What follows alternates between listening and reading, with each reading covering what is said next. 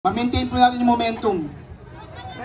Sa ating lahat. So, ako po si Edward Escaldra, isang umuusbong na manunulat ng Barangay Ilang-Ilang. Si scholar ng bayan sa Bulacan State University po. Ayan, may nabasa kasi kami kanina nung isa kong kaibigan na corrupt ang totoong salot sa lipunan at hindi ang kabalingan. Tama po ba?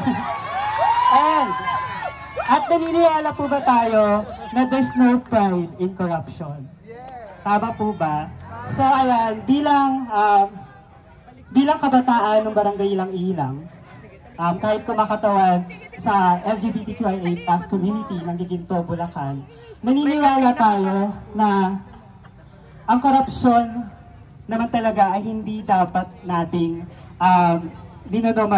normalisa or hindi siya dapat normalisado. Ibabahagi ko lang din po yung thesis na ginawa ko na individual thesis kung saan nagpadala ako ng mensahe sa Barangay Malis kay Kapitan Al Estrella. Yes po, paumanhin po ako mababanggit ng ilang mga pangalan. Nung time na pumunta po ako na mag-i-interview ako or panayam para bisitahin ang mga site, ang mga riprapping, ang mga river wall, ang mga sinasabi nilang flood control projects, hindi po ako pinapasok sa Barangay Malis. Dahil hindi po alam kung ano yung kasagutan nila, pero isa lang ang malaking sagot nila doon. Iyon ay meron ng natatamaang korupsyon.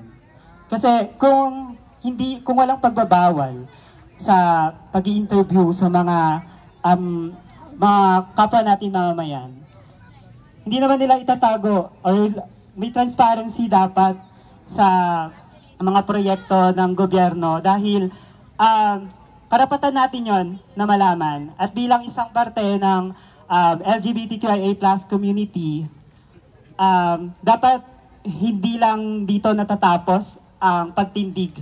Hindi lang bilang Giginteño, hindi lang bilang Bulakenyo, pero isang tao sa bayan. Dahil naniniwala ako, o kaming mga sangkabaklaan, na there's no pride in corruption. Maraming salamat.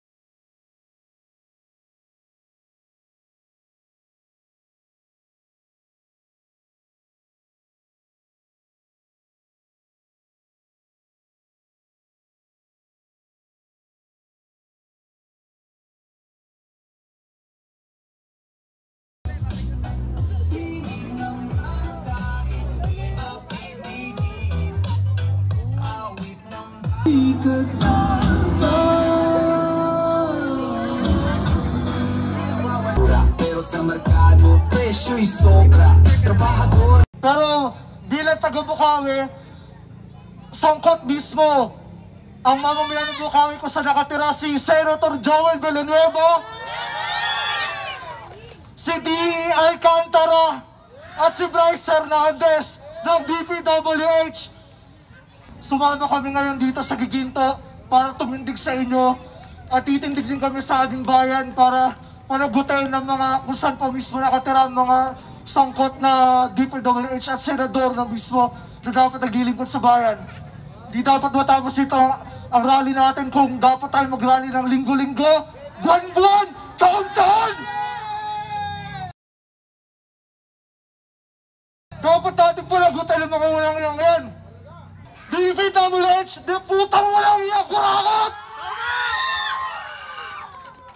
Hindi po dito natatapos ang ating laban.